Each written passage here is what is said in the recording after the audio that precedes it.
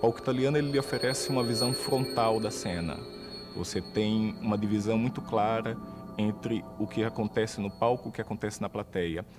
No espaço alternativo, não. Você tem uma coisa completamente fluida, na qual você tem plateia em qualquer posição de vista do espetáculo.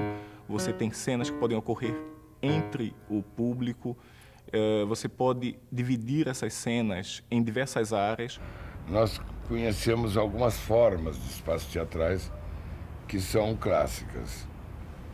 Tinha o teatro grego, era a luz do dia, claro, e é o formato arena que perdura até hoje, tem uma série de vantagens.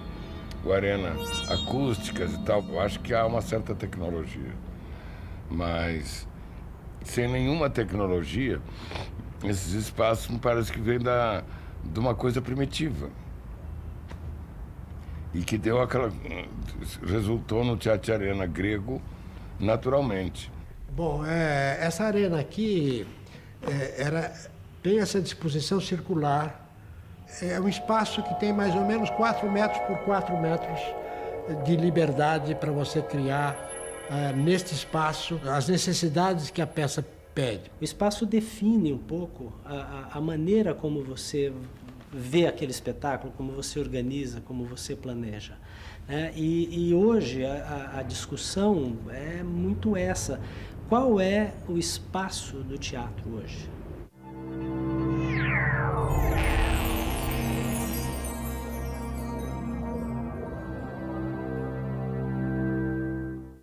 O palco italiano ele é meio que de uma série de artifícios que foram sendo criados durante a história do teatro. Você tem nele elementos que vêm desde do teatro da Grécia Antiga.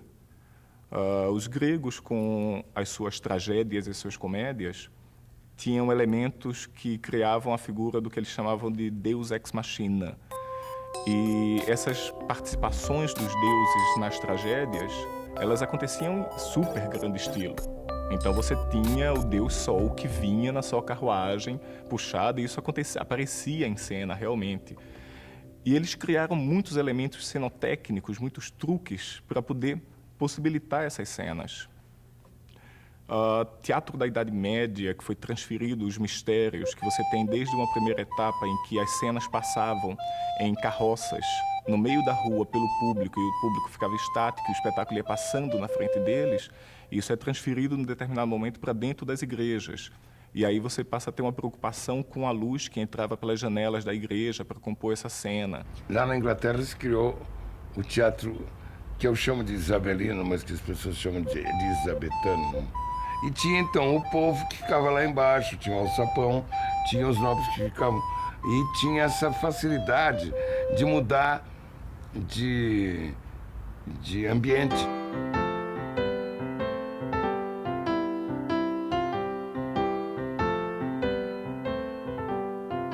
Você tem no Renascimento o início da construção do prédio teatral, e isso acontece na Itália.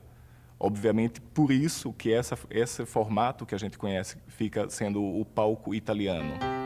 Eles são os primeiros a criarem um prédio destinado especificamente para isso. E na montagem desse prédio, eles vão lançando mão de todos esses pequenos truques que vêm da Grécia, que vêm da Idade Média. Esse palco ele vai ficando cada vez mais rico em técnicas e artifícios. Desses palcos você tem desde espaços no palco do piso que abrem, que surgem coisas que vêm pelas laterais, coisas que sobem, coisas que descem.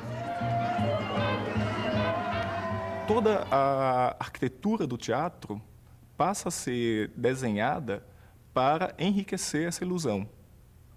Você cria o que é tradicionalmente conhecido como quarta parede entre a plateia e o palco, e a partir dali você tem um mundo completamente diferente.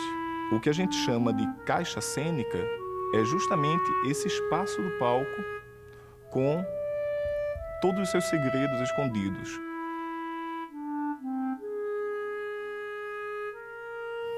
Você tem toda uma distribuição espacial que vai ser reorganizada de acordo com o espetáculo, desde o fundo, que a gente chama do alto do palco, até aqui no proscênio, que é o ponto que a gente chama de frente da cena. Essa região aqui é delimitada exatamente pelas cortinas, que estão aqui no arco de boca de cena. E é a região mais próxima do espetáculo entre o ator e o público. Em alguns momentos, em determinados espetáculos, você tem justamente essa região sendo utilizada para ver uma pequena quebra entre essa quarta parede. Isso, junto com os reguladores da frente, que são os reguladores mestres, eles delimitam qual é a sua moldura da cena. Então, a primeira visão que você tem do palco é justamente delimitada por essa arquitetura da boca de cena, com as cortinas e com as bambolinas e reguladores mestres. No piso do palco, você tem elementos que nós chamamos de quarteladas, que são aberturas para o porão do palco. As quarteladas, elas normalmente têm uma medida mais padrão de 2 metros por 1. Qual a função? Com a quartelada, você pode criar elementos que possam aparecer em cena. Você pode ter um acesso por uma escada a uma área imaginária do cenário. Você pode ter um elevador que vai fazer a aparição de algum elemento importante no espetáculo.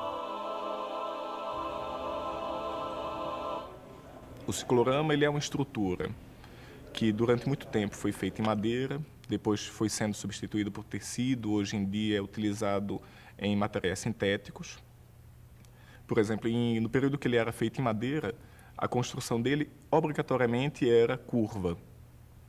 A função do ciclorama é ser um fundo infinito para a cena. Então, era um local onde você podia jogar luz e, com a luz, você criar uma sensação de qualquer espaço que complementasse a cenografia do que estivesse na frente dele. O ciclorama atual é muito mais um painel reto que vai ocupar esse espaço para não perder essa área das curvas.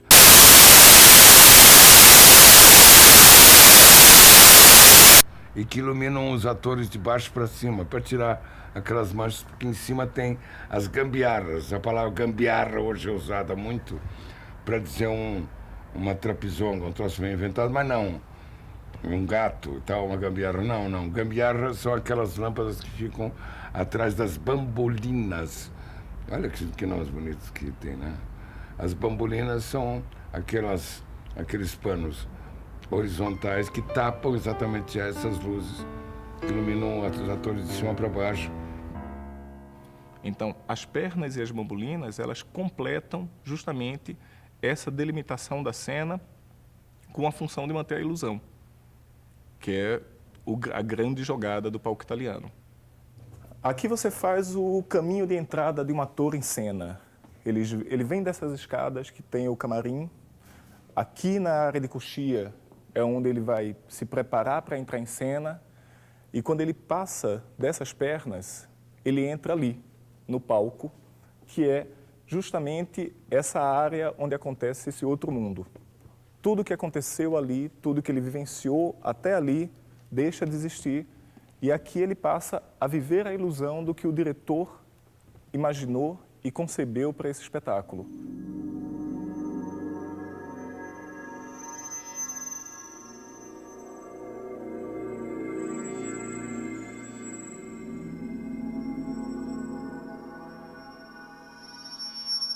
Toda essa estrutura, ela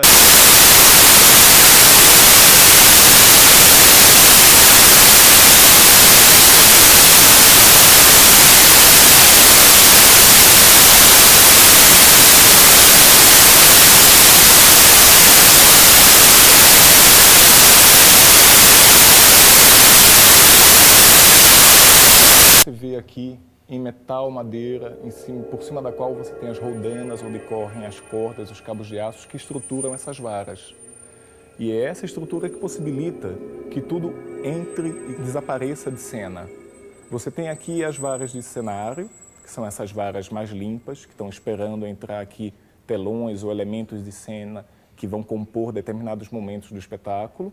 E você tem as varas, que são as varas próprias para a iluminação, que já tem toda uma estrutura elétrica montada. Teatros mais antigos, você tem isso como manual, cujas cordas sobem, passam pelas roldanas, descem na lateral, até onde você tinha aqui o que se chamava de malagueta, que era uma estruturazinha perpendicular a uma base extremamente firme, onde você fazia a amarração dessas cordas para segurar as varas na altura que você desejava. E, nos últimos anos, isso passa a ser elétrico, com motores, facilitando muito essa vida e essa transformação.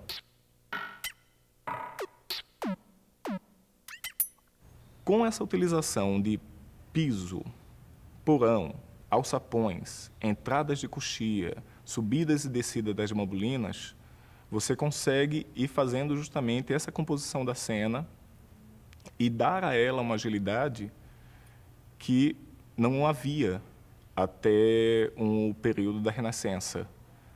Você tem a cenografia realmente modificando a cena durante o espetáculo com uma riqueza de detalhes que você nunca teve antes.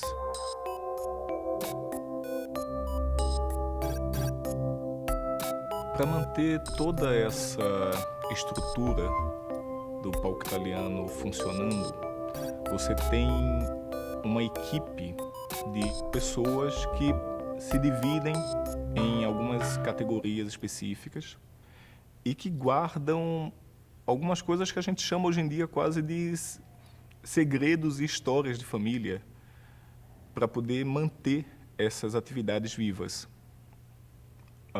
Você tem uma figura de um cenógrafo, que é a pessoa que vai visualizar o espetáculo e que vai criar essa cenografia como um todo para representar para o público o que o diretor quer dizer. Você tem, muitas vezes, elementos cênicos, que são elementos que valem por toda uma cenografia construída. A gente chamava de cenografia de gabinete, que representava uma cena naturalista, com o interior de uma casa, com tudo que tinha dentro dela. Às vezes é muito mais fácil e mais prático você utilizar uma mesa, uma porta, uma abertura de janela e uma faixa vermelha. E aquela composição dentro da cena vai fazer completo sentido para o público do que o diretor está querendo passar. Então, o cenógrafo é a pessoa que vai traduzir essa ideia do diretor e tornar isso físico para a plateia. O cenógrafo ele vai trabalhar junto com um cenotécnico, que é a pessoa que vai construir esse cenário.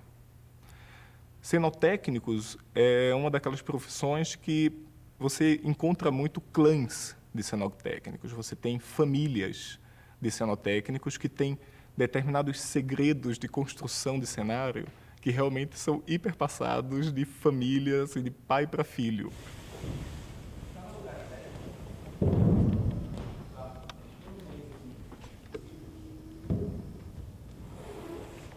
Junto com isso, você começa a ter profissionais mais dirigidos de cada área, de finalização desse cenário. Você tem pintores de cena, você tem um determinado cenário que é todo feito em tecido, um determinado cenário que é todo feito em madeira. Dependendo do acabamento que você quer dar em cima disso, esse cara vai utilizar uma técnica de pintura, vai utilizar um tipo de material que vai lhe dar uma sensação completamente diferente. Existem serralheiros, existem marceneiros, pessoas que vão trazendo cada um pouco da sua atividade. Às vezes essas pessoas até eram serralheiros e marceneiros comuns, trabalhando normal, que foram sendo raptadas e sequestradas pelo teatro, e eles começam a adaptar o formato de trabalho para as necessidades específicas do palco.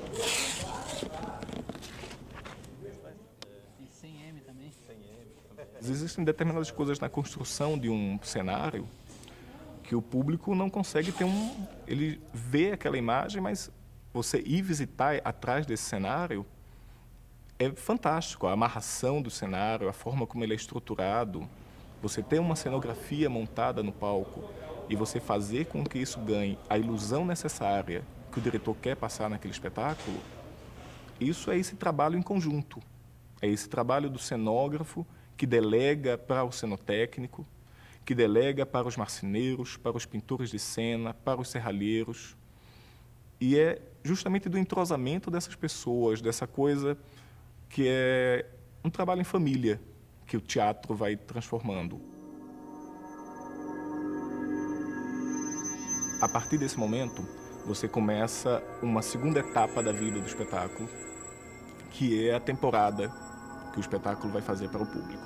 Aí entra um novo elemento, que é o maquinista. O maquinista é a pessoa que vai operar o espetáculo, realizar as mudanças de cena ao vivo, durante o espetáculo, a cada noite. Ele vai garantir que tudo aconteça com o ritmo correto, nos tempos corretos, com todas as trocas de cenário necessárias. Ele é uma pessoa que convive com o espetáculo e ele realiza todas as cenas da mesma forma que o ator que está lá, que o operador de luz, que o operador de som.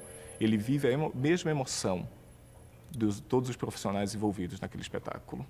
Eu tive a sorte de trabalhar com grandes encenadores, como Flávio Rangel, como Márcio Aurélio, como José Renato, como Aderbal Freire Filho, que na época a profissão do iluminador era muito recente, né? Ela foi criada legalmente, a lei foi criada em 78, em outubro de 78. Então tinha pouquíssimos anos dessa função, né? Então, em geral, os encenadores que cuidavam dessa parte do projeto de iluminação.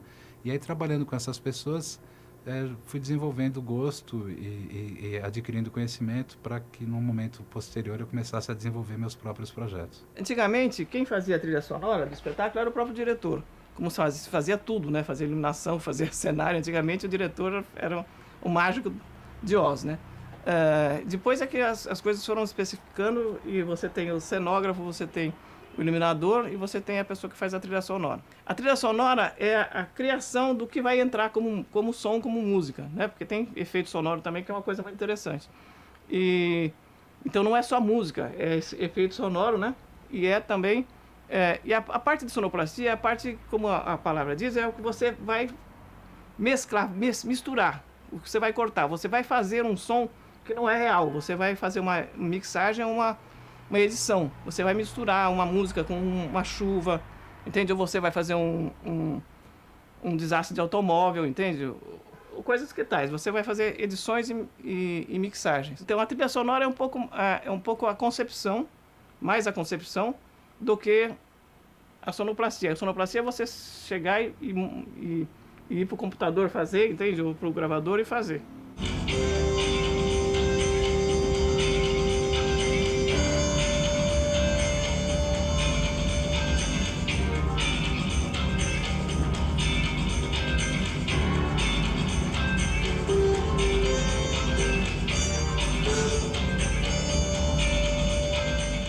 Eu acredito que o processo de criação, no caso do iluminador, ele é muito parecido com o processo de criação das outras áreas criativas, né, no fazer teatral.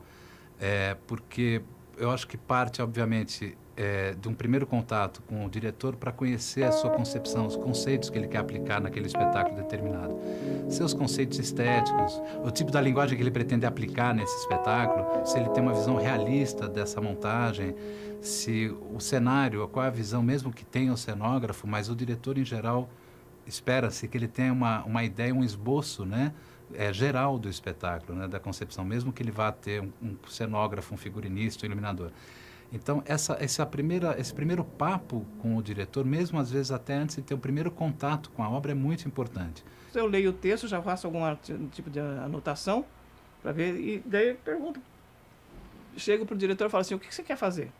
Né? Porque a primeira coisa que a gente pergunta geralmente é de época, porque senão você vai ter que fazer uma pesquisa. Você pega um Hamlet, pode fazer Hamlet agora na Praça da Sé, tá entendendo? Ou você pode fazer Hamlet na China, entende? Viva o teatro, né? Então, você pode fazer de qualquer forma que você quiser, entende? Então, primeira coisa que você pergunta assim, é de época, é certinho a coisa? Porque daí você vai ter que fazer uma pesquisa certinha, tem que correr atrás das músicas, tem que fazer a época, tudo certinho. Senão você pode também começar a criar. pergunta assim, essa parte aqui que é baile, vai dançar mesmo, não vai dançar, tem coisa, qualquer coisa. Se você tem coisas tipo assim, que são técnicas, se vai ter uma dança, essa música eu tenho que correr antes, eu não posso entregar a música da dança um dia antes da estreia, né? E aí, a partir daí, esse processo eu acho que é muito parecido, porque você tem que estudar esse texto, você tem que acompanhar, se possível, essa decupagem desse texto, porque isso vai te ajudar no entendimento da obra, você entender o contexto histórico que ela está inserida, se isso é importante ou não, até na concepção do diretor, até para você, quando você começar a imaginar os seus efeitos, você tem que pensar no ferramental que você vai usar, porque isso também tem a ver com esse conceito. A gente acompanha sempre o ensaio, a gente vê sempre o ensaio, porque se você não acompanhar o ensaio, você não faz. Não tem como fazer de outro jeito.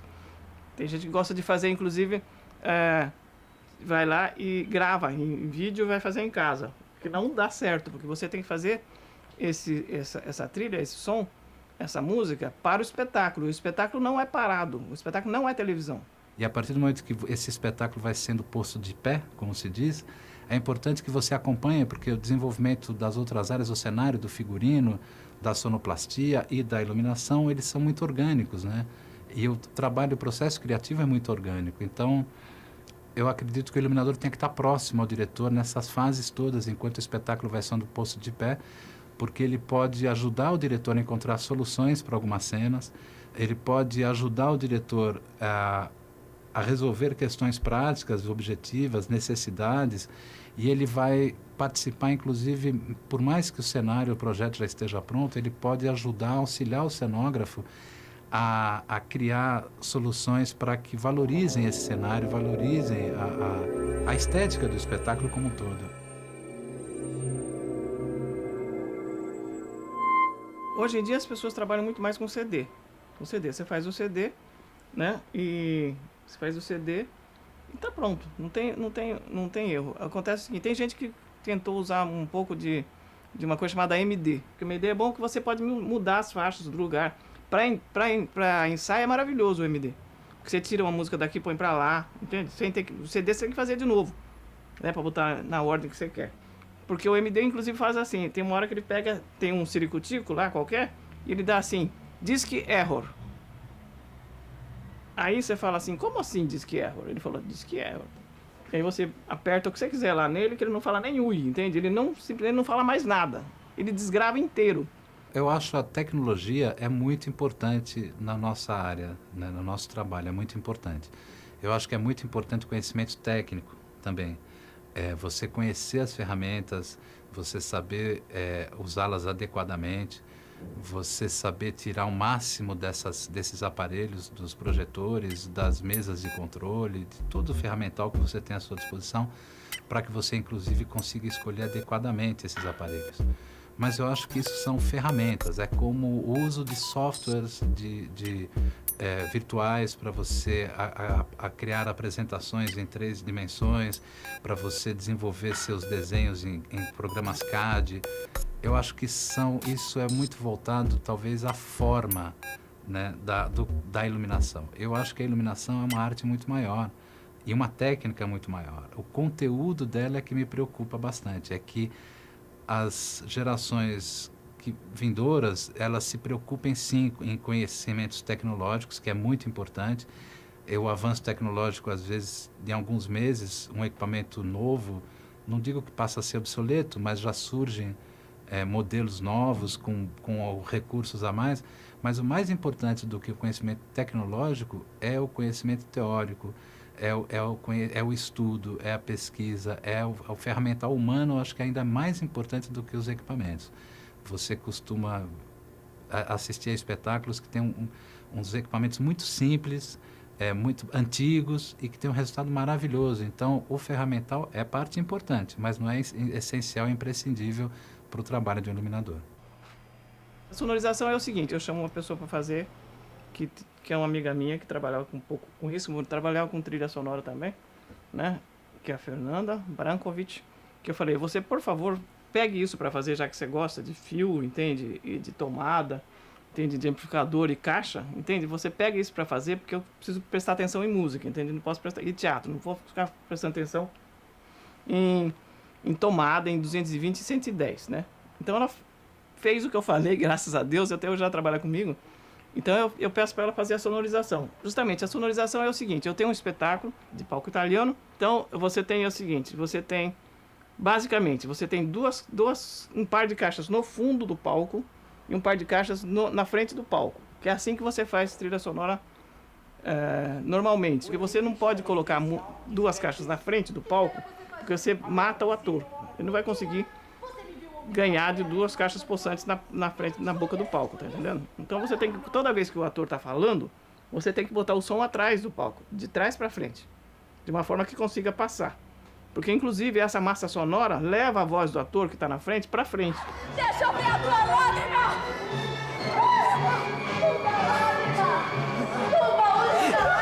Quando você precisa fazer a abertura ou o encerramento, você puxa o som do fundo para frente, que é uma coisa muito legal de fazer, porque as pessoas sentem que o som vem, entende? Isso é muito bom. Que uma coisa técnica que a gente faz que é meio básica. Você vai criar um projeto de iluminação para um determinado espaço, né? Esse espaço, ainda mais num país que tem certas precariedades como o nosso, nem sempre ele está adequado tecnicamente para receber um projeto, para receber um espetáculo. Então, eu acho que é função do iluminador, da mesma forma que o diretor ele vai conceber o espetáculo no espaço alternativo e criar soluções para colocar as cenas, o espetáculo que ele deseja ali naquele espaço, o iluminador tem essa obrigação no que se refere aos elementos que ele vai utilizar como ferramentas para a criação desse projeto. Porque se você pensar que o iluminador simplesmente vai pegar o mesmo aparelho, a mesma ferramenta que ele utiliza no teatro convencional e transportá-lo para um espaço alternativo, nem sempre vai ser a melhor solução. Então faz parte do trabalho do iluminador desenvolver muitas vezes uma ferramenta apropriada não só para o projeto, mas para aquele espaço em que o projeto está sendo criado. Isso é muito importante. Isso demanda tempo, demanda pesquisa, demanda conhecimento técnico até para escolhas de materiais e não só os equipamentos, né? Vocês chamam o operador de som 2 dias antes de estrear o espetáculo, o que já é uma loucura total, porque quem está fazendo a trilha não pode estar lá operando o som, porque você está fazendo a trilha. O operador de som é um cara que vai estar lá trabalhando. As pessoas não vão estar vendo, mas eles têm que estar no palco, porque o som está lá. Então ele tem que estar ensaiando tanto quanto os atores. O operador de som ele toca, às vezes, junto com o ator falando. Então eles têm uma coisa que eles precisam se mesclar. Então por isso que o operador de som está lá no trás, entende? Porque ele tem que ouvir o ator falando para ele, chegar o som dele e o ator falando e ele ouvindo o ator falar. Quer dizer, é uma coisa que tem que ter muito cuidado.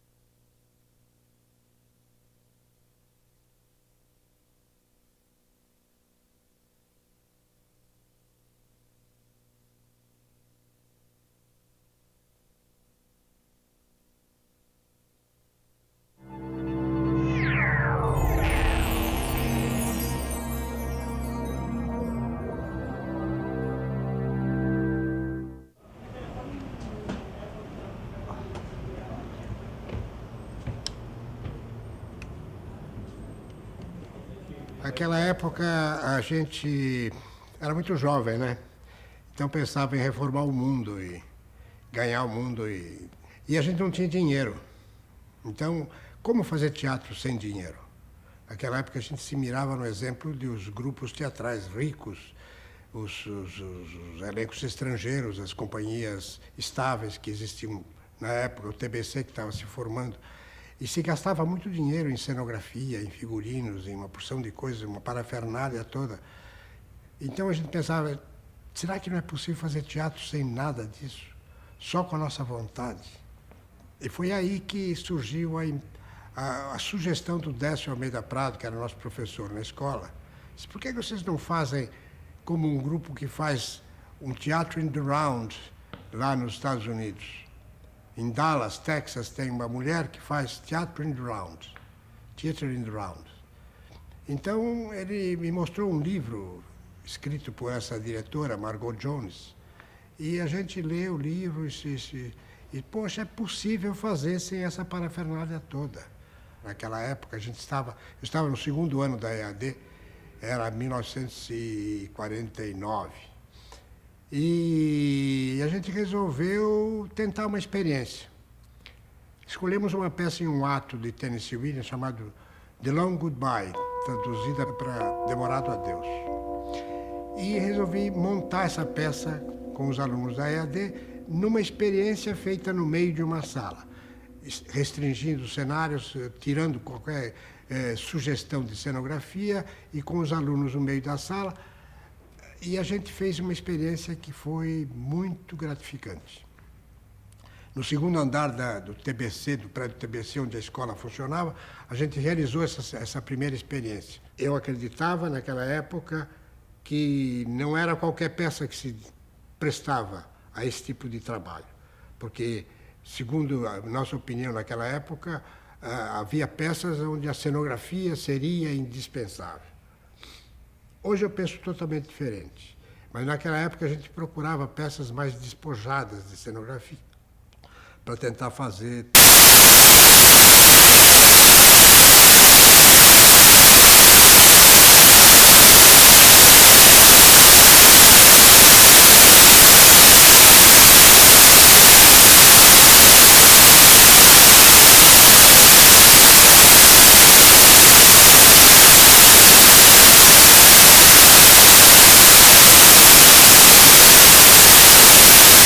Muito maior, uma comunicação muito maior. O público, de repente, se sentia muito mais motivado a analisar as ideias que ele recebia através do espetáculo.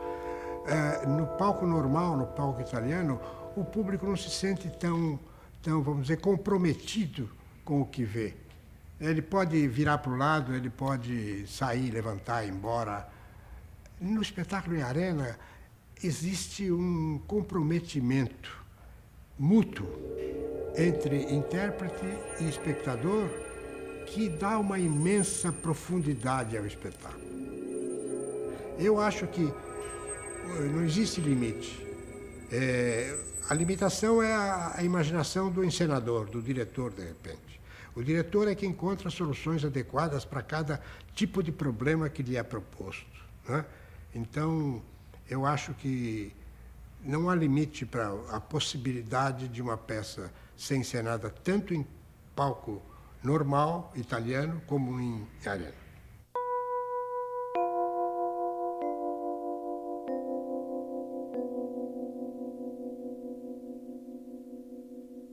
Isto aqui, esse espaço que vocês estão vendo aqui, era uma garagem vazia, na época que estava vazia há uns 2 anos. Os proprietários queriam alugar, mas não sabiam para quem. Então eu vim olhar e disse, puxa, aqui daria um teatrinho, vamos fazer um teatrinho aqui em arena e tal. Nós mesmo martelamos e fizemos isso aqui, essa estrutura exatamente como está aqui agora, com uma diferença talvez neste canto do lado de cá, que vocês vão ver que está um pouco alterada agora, mas antigamente era totalmente fechado e oferecia um espaço de 3 por 4 metros no centro, vazio, que era onde a gente realizava os nossos espetáculos. Imaginem vocês, um espaço de 3... Uma terrível limitação, porque, posteriormente, eu vim conhecer arenas muito maiores, 12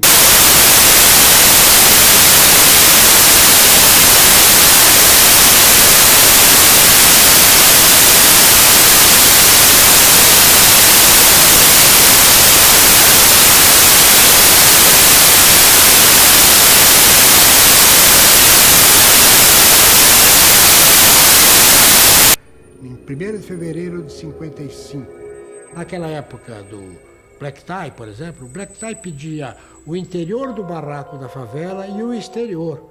Então a gente fez um pequeno cercadozinho aqui num canto, onde se passavam as cenas do interior. E nos outros o outro espaço livre era onde aconteciam as outras cenas da favela. A gente usou aquelas escadas laterais, por exemplo, também para mostrar alguns aspectos do morro, por exemplo. Tinha uma cena romântica passada entre os dois atores principais, o casal principal, que se passava no alto daquela escada e era como se estivesse no alto do morro. Este tamanho 3x4, na verdade, limita um pouco a movimentação. E a gente chegou a fazer peças aqui com muita gente, sei lá, com uma peça de mulher, escola de mulheres. Escola de mulheres tinha 16 atores, 18 atores aqui que circulavam por todos os caminhos desse espaço, e tinha 3 saídas fundamentais. Uma aqui de um lado, outra do outro e outra aqui central. Essa aqui foi, nessa reforma última feita nesse teatro, foi um pouco aberto mais. Aqui ficou um teatro, já não é praticamente inteiramente de arena, é um teatro mais elisabetano, quase, com uma parte protegida e outra parte mais aberta, um avanço para o público propriamente. Então, nesse momento, esse teatro está um pouco desfigurado da sua forma original, mas mantém certas características fundamentais. A gente tinha consciência de que o plano do piso central não precisava ser obrigatoriamente um plano liso. Ele podia ter vários obstáculos, vários desníveis que poderiam determinar uma sugestão de cenografia. E também a cenografia feita caindo do teto, por exemplo, aspectos, coisas penduradas no teto que poderiam sugerir algum símbolo de algum objeto ou local determinado. Agora, a grande função, a grande substituição da cenografia é dada pela iluminação. Aqui, a iluminação assume um aspecto importantíssimo. A cor da iluminação, a posição dos refletores, o conjunto das posições, a utilização da iluminação em conjunto, ou parcial, ou local, ou determinada, a cor branca, a cor azul, a cor vermelha, a cor amarela, a cor ocre, a cor âmbar. Essas possibilidades dão uma infinidade de sugestões de ambiente que podem ser feitas pela luz, substituindo inteiramente a cenografia tradicional. Então, nessa peça, por exemplo, de Chapectuba, tem 2 atos que se passam no mesmo ambiente. O terceiro ato é no outro ambiente. A luz ajuda muitíssimo essa análise e essa compreensão da troca de ambientes. E o público compreende perfeitamente. E a grande vantagem que eu acredito é esta comunhão que se estabelece em quem atua neste tipo de teatro e o público sentado aí nessas arquibancadas improvisadas. Eu acho que a Quadrienal de Praga é um grande evento e o Brasil sempre participou muito bem e sempre ganhou muitos prêmios. E já em 95 ganhamos a Golden Triga. Em 99 a medalha de ouro em arquitetura novamente por um conjunto de projetos, entre eles o Oficina, o Santa Cruz, o Teatro Anexo do São Pedro de Porto Alegre, a restauração do São Pedro daqui. O Oficina e o Teatro do Colégio Santa Cruz tinham uma transformação, proposta de transformação do espaço cênico. O Oficina mais radical, né? E o Teatro do Colégio Santa Cruz, que tinha uma proposta de um espaço ser flexível, ter uma flexibilidade que pudesse incorporar várias propostas cênicas. É um teatro considerado de multiforme, e que a gente pode fazer todos os tipos de espetáculos, seja um espetáculo com característica de palco italiano, arena, semi-arena, elisabetano, proscênio lateral, palcos laterais, porque essa plateia onde nós estamos aqui é uma plateia móvel. A gente está dentro de um retângulo com praticáveis móveis, onde você pode regular os pés e aqui colocar as poltronas que a gente guarda lá atrás e ter essa possibilidade de flexibilidade plateias, né, e palcos.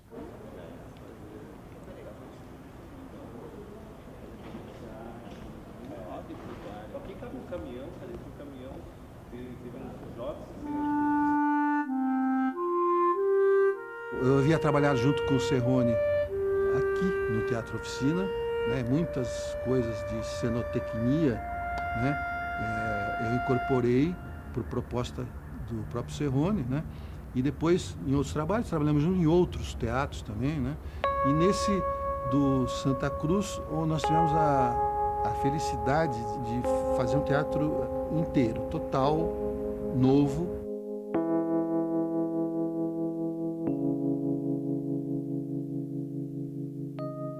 Então, essas propostas de transformações, também de não deixar que fosse simplesmente uma caixa de múltiplo uso. É um teatro que tinha uma plateia fixa, uma plateia removível, que fica no mesmo nível do palco.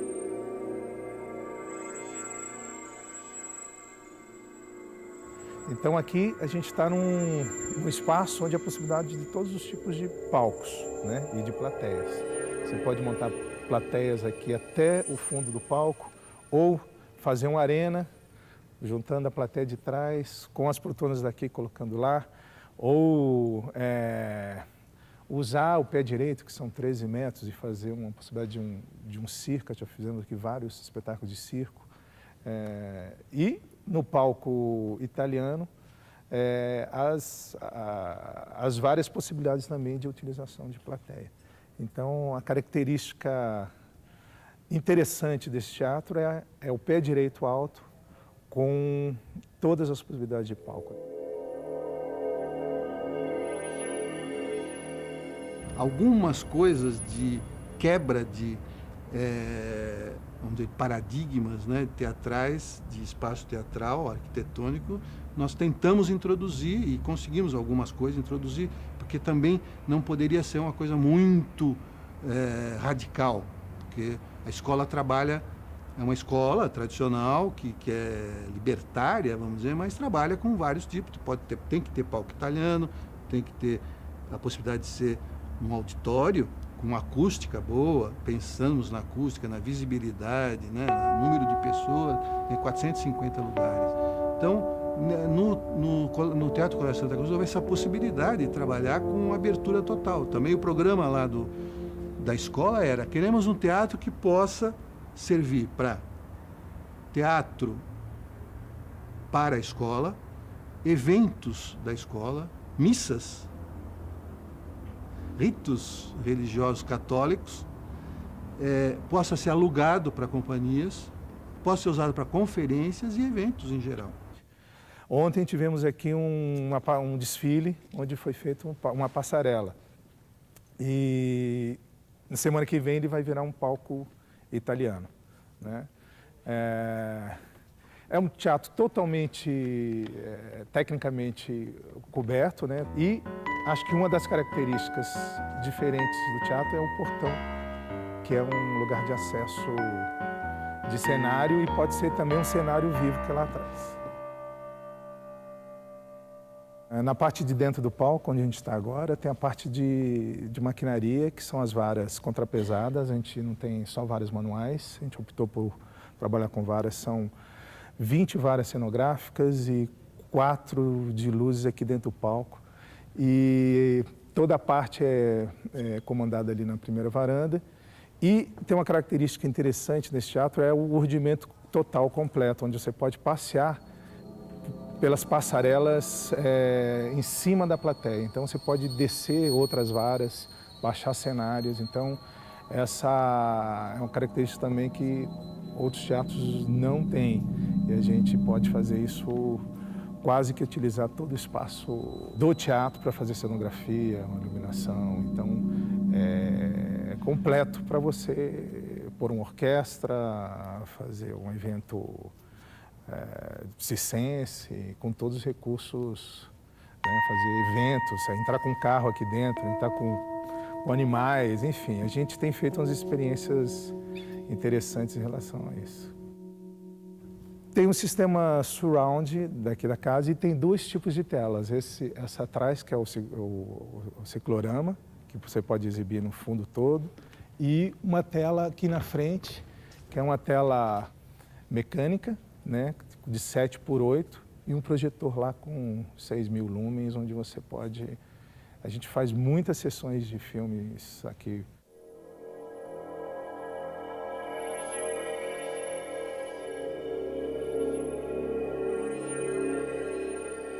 O teatro é todo vestido, não tem paredes. Então, o que faz a...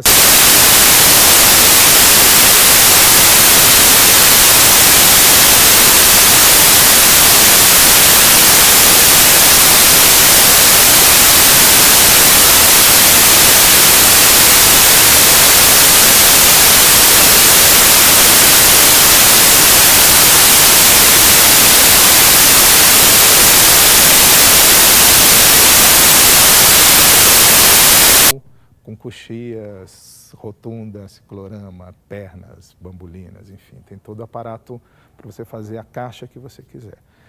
E aqui a gente está dentro de está no palco, aqui tem uma quartelada com 21 quarteladas que dá para um fosso de 3 metros embaixo. Aqui são os recursos de fazer efeitos, ou sumir pessoas, ou até jogar material de cena embaixo. E onde também estão os camarins. Então aqui estão os camarins, né? São 4 camarins, 2 individuais, cabem de 4 a 5 pessoas, e 2 coletivos, um para 15 e outro para 20 pessoas aqui. Então aqui é o de 20.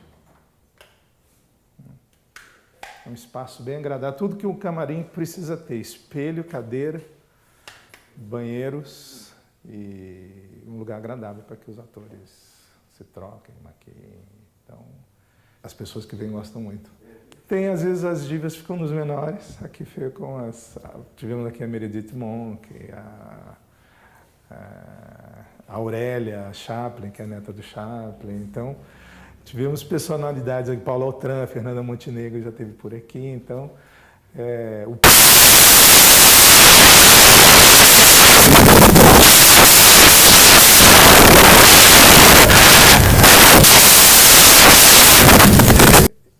iludir a plateia e encantar a plateia também. Então, tem que estar num lugar gostoso, agradável, limpo, com banheiro. Depois que preparam, então tem um lugar, chamam embaixo do palco, um lugar coletivo, onde fazem um lanche, tomam um café. E esse aqui é um espaço coletivo, onde estamos embaixo do palco, onde estão as quarteladas, onde se guarda material, onde as pessoas se reúnem para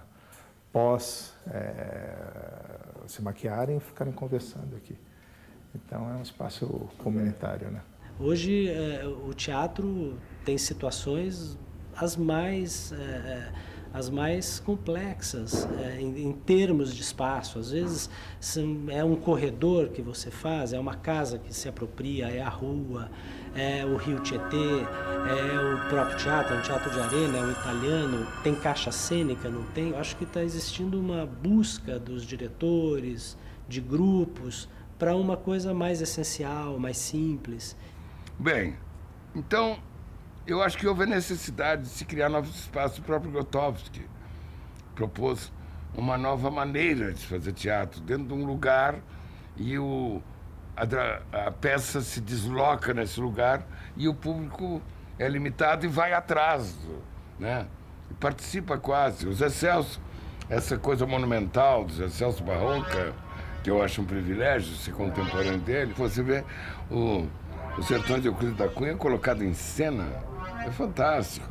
E ele, quer dizer, ele mistura muito o público com o espetáculo, né? Nem todos os teatros precisam ser transformadores, certo? Tem que ter o teatro palco italiano, porque tem um público e tem produções que são feitas para isso. Então, o teatro precisa ser capaz de absorver aquela representação que prevê a existência da quarta parede, da caixinha mágica. Só vamos mostrar aquilo que queremos mostrar, certo? A iluminação, a direção, a mise-en-scène, o ator está preparado para um plano de representação. ao contrário do, por exemplo, teatro oficina, né? Então, em que o ator ele fica exposto. Ou no teatro de arena também o ator fica exposto, né? Então, a Quadrienal de Praga premiou essa transformação da arquitetura teatral. Então, isso, para nós, foi estimulante. A função realmente da ilusão é uma característica do palco italiano. Só ele permite, dentro do teatro, este tipo de sonho e este tipo de fantasia. Toda outra fantasia que é gerada em teatro em outros palcos é tão linda quanto, mas ela usa realmente de um outro approach com a plateia. O envolvimento é diferente. Existem jogos lúdicos que são estabelecidos com a plateia que são completamente diferentes entre o que você vê no palco alternativo e o que você vê no palco italiano.